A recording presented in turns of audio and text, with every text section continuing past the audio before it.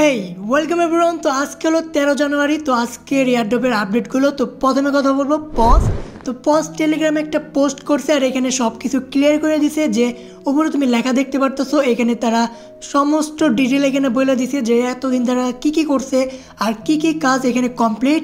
আর সবার নিচে এখানে এক্সচেঞ্জের সাথে তাদের কথা বলাও কমপ্লিট হয়ে গেছে, মানে পার্টনারশিপ এখানে কনফার্ম। 2-1 দিনের ভিতরে তুমি এক্সচেঞ্জের নামগুলো দেখতে পারবা, যেগুলোর মধ্যে লিস্ট হবে তারা নিজে থেকে অ্যানাউন্স করে দেবে। আর তাদের নতুন টুইটার অ্যাকাউন্ট খোলা হয়ে গেছে পজের, সেটার নাম হলো পজ ল্যাব।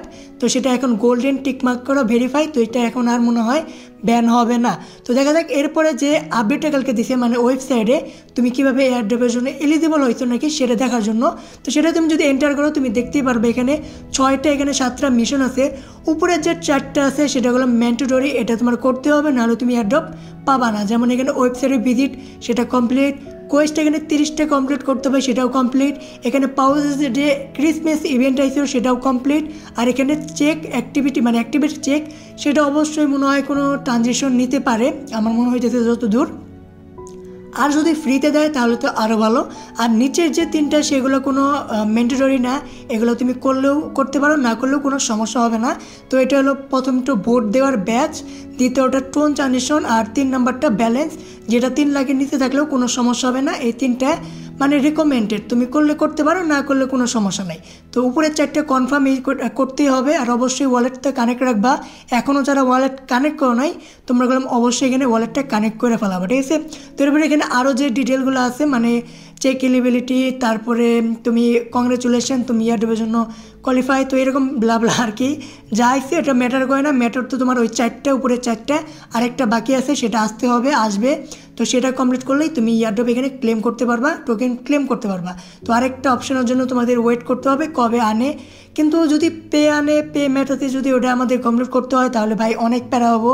কিছু জন্য মানে এমনি অনেক টাকা এখানে দিয়ে ফেলাইছি, বোর্ড দিছি, টোন ট্রানজেকশনও করা হয়েছে। তো আর এরপর ভাই আর কিছু যদি চাও তাহলে বেশি বাড়াবাড়ি হয়ে যাব।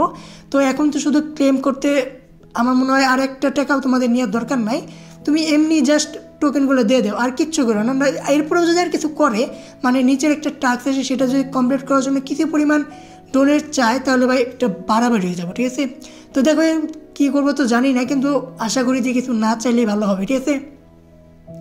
এরপর আপডেট হলো নট পে। তো নট পে ফাইনালি কিছুক্ষণ আগে আপডেট দিচ্ছে যে তাদের লিস্টিং ডেট এখানে চেঞ্জ হবে। আর এখন লিস্টিং হবে 17 তারিখে, 14 তারিখে না। ভাবছিলাম কালকে এটার কিছু একটা করা যাবে, কিন্তু কালকে হইতেছে না, 17 তারিখে এখন হবে। 3 দিন আরও পিছানো হয়েছে। আর একটা মেন হলো এখন ওকেএক্সে তো তাদের পোস্ট করে জানাই দিছে যে listing will be 10 UTC time অনুযায়ী 17 তারিখে।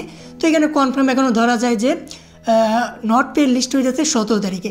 আর একটা ইম্পর্টেন্ট কথা হলো তোমাদের নট পে যে তুমি প্যান্থার ওয়ালেট কানেক্ট করছো, ওই প্যান্থার ওয়ালেটের ভিতরে তোমাদের $1 উপরে এনে রাখতে হবে, ঠিক আছে। মানে এখনই তুমি $1 উপরে তোমার ডলার মানে সোল ওইখানে ডিপোজিট করে রেখে দাও, কি জন্য নাহলে তোমাকে এয়ারড্রপ নাও দিতে পারে। তারা বলে দিছে এটা যে 1.1 মানে $1 উপরে তোমার ওয়ালেটে সোল থাকতে হবে, তাহলে তুমি এয়ারড্রপ ক্লেম করতে পারবা, না হলে এগুলো এয়ারড্রপ নাও দিতে পারে। তো অবশ্যই এটা মনে করে তোমার সোল ওয়ালেটে তুমি $1 মতো আর কি সোল রেখে দেবে টোকেন ক্লেম করার জন্য, ঠিক আছে। তো অবশ্যই মনে করে এটা করে নিও, না হলে হয়তো ঝামেলা হলেও হতে পারে।